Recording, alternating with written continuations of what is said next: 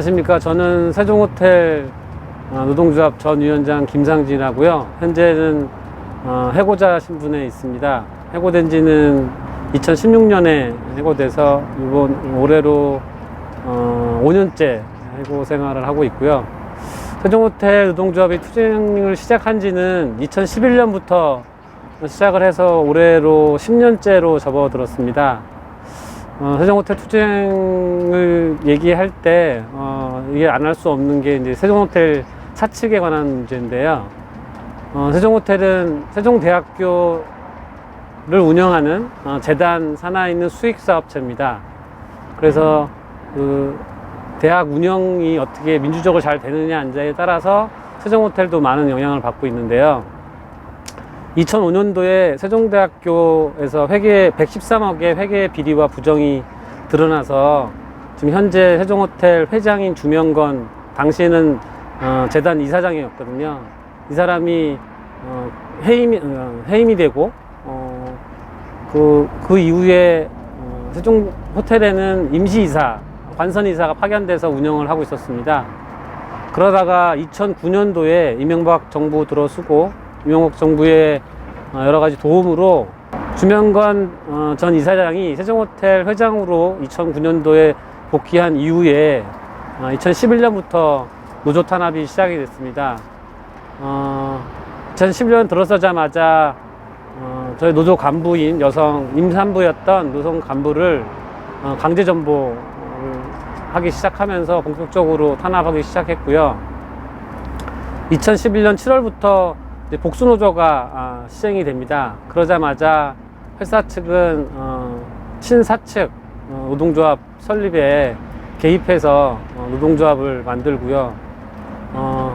순식간에 저희 조합원들을 탈퇴시키고 그 새로운 노동조합에 가입을 시킵니다. 그러면서 그리고 나서 저희 교섭권, 단체 교섭권을 사실상 박탈해 맞기 시작했고요. 그에 맞서서 저희도 이제 싸움을 본격적으로 시작을 해서 2012년도 1월에는 파업을 하게 됩니다. 그래서 2012년도 38일 동안 로비 농성을 하면서 파업을 벌여가지고 당시에는 나름 의미 있는 성과를 얻었었습니다. 비정규직, 정규직 전환도 쟁취를 했었고요. 또 앞으로는 노조 탄압하지 않겠다는 회사의 약속도 받아냈었습니다.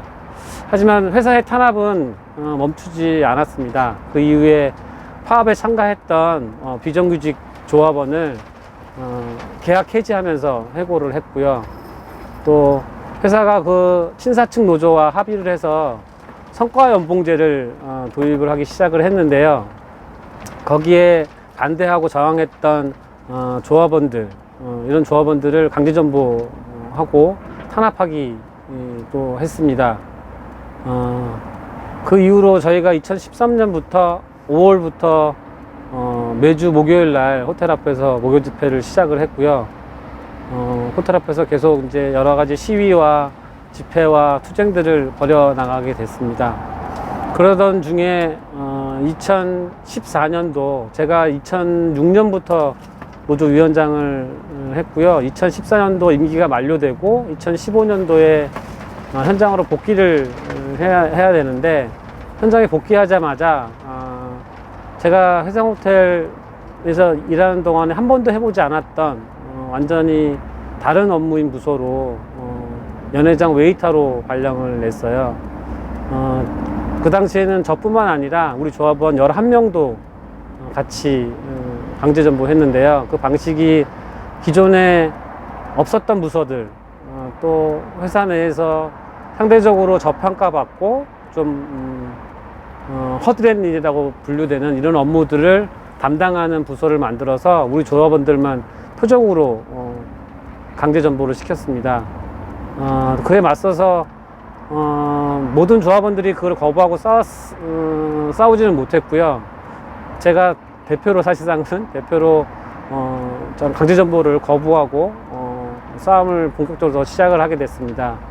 그러던 과정 중에 과정이 있으면서 2016년도에 회사가 징계회를 열어서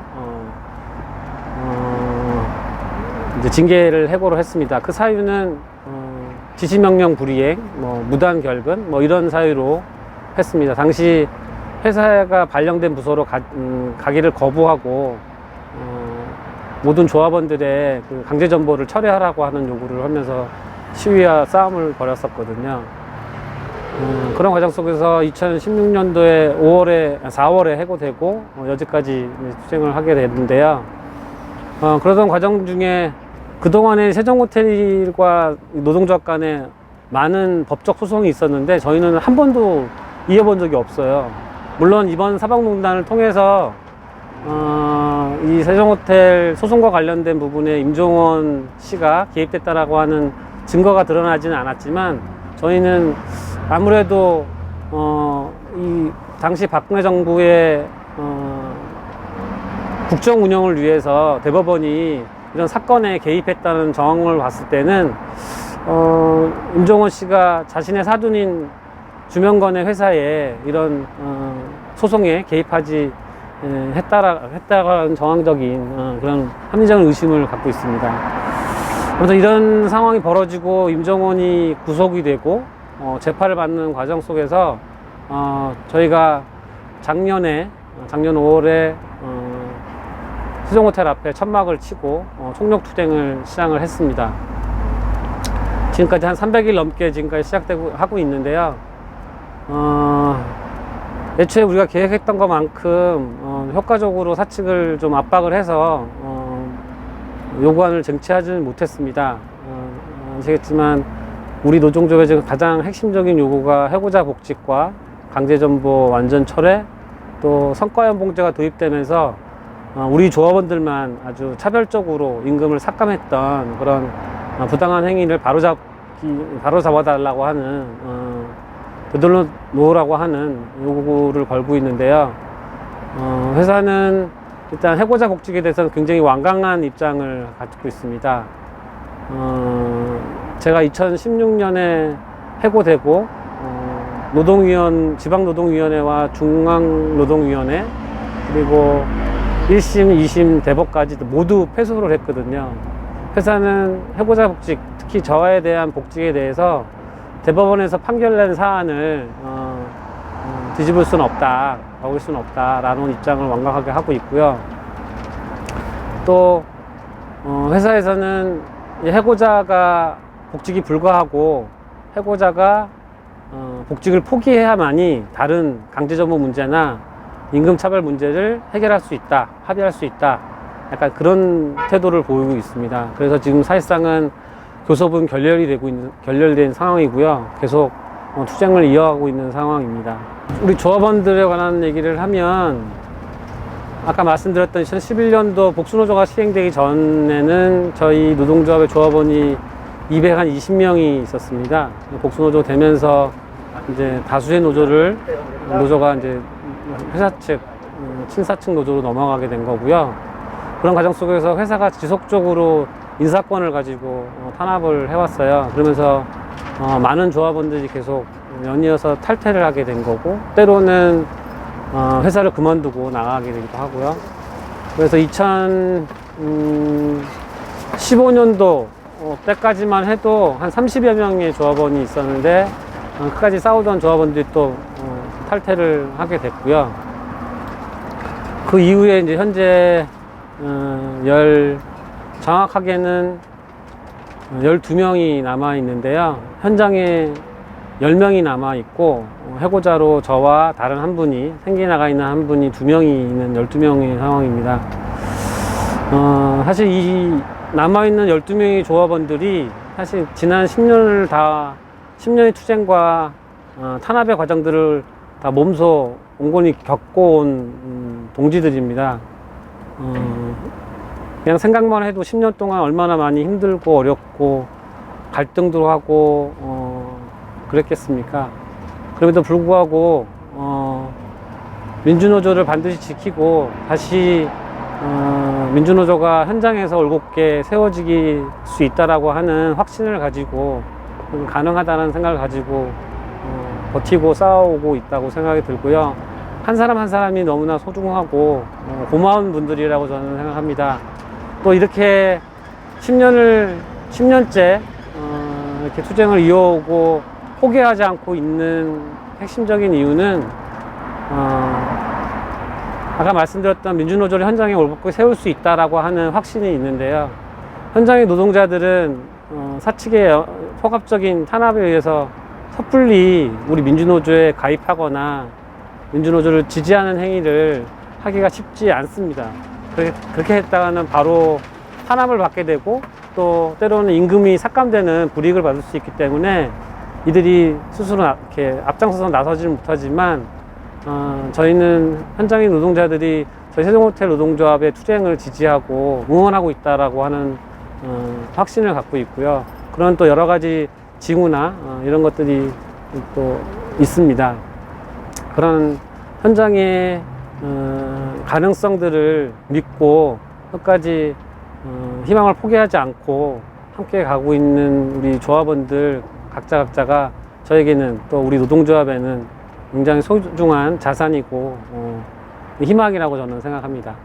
저희가 작년 5월에 총력투쟁을 시작하면서 천막농성을 시작했는데요. 사실 천막농성이 이전부터 그런 생각들은 굉장히 많았었어요. 또 주변에서 연대단위 동지들도 많은 조언들을 해주고 했었는데 사실 엄두를 내지를 못하고 있었던 거였거든요. 그래도 불구하고 어쨌든 간에 천막농성을 시작하면서 뭔가 결실을 얻어내기 위한 노력들을 했는데 상대가 만만치가 않습니다.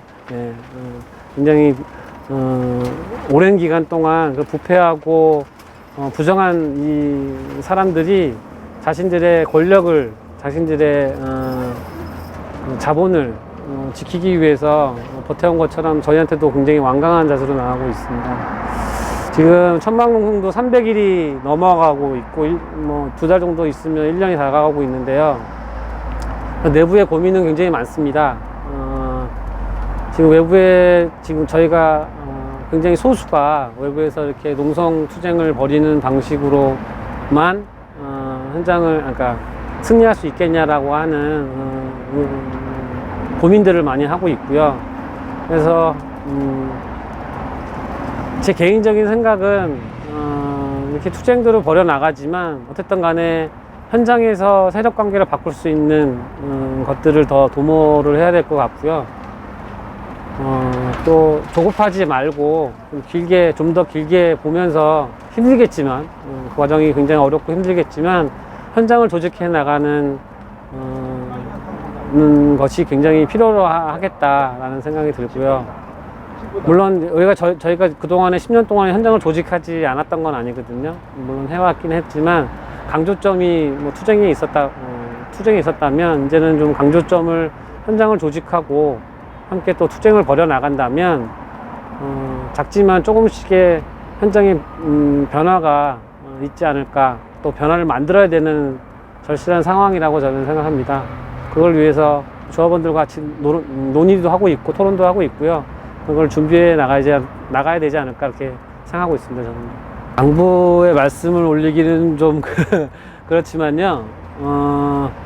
고난함께 촛불교회 예배를 이제 하러 오실 때마다 사실 우리 조합원들이 굉장히 많이 그런 표현은 안 했지만 저 역시도 굉장히 많은 힘을 받고 또 감동도 받고 그런 연대의 마음 이런 것들을 많이 받아서 굉장히 감사하는 마음을 갖고 있습니다. 사실 이제 투쟁이 오래되다 보니까 연대에 오시는 분들이 한때는 오시다가 또 발걸음이 멀어지기도 하고 또 새로운 또 연대 단위가 생기기도 하는데요. 우리 촛불교회 고난함께 분들이 잊지 않고 함께 늘 마음 보내주시고 기도해 주시는 거 늘 감사하게 생각하고 있고요. 저희에게 보내주셨던 지지와 연대의 마음 끊지 마시고 저희가 승리할 때까지 함께 늘 곁에서 응원 보내주시면 저희도 힘 받아서 잘 싸우고 잘 버티고 꼭 승리해낼 수 있을 거라고 저는 생각합니다. 네, 감사합니다.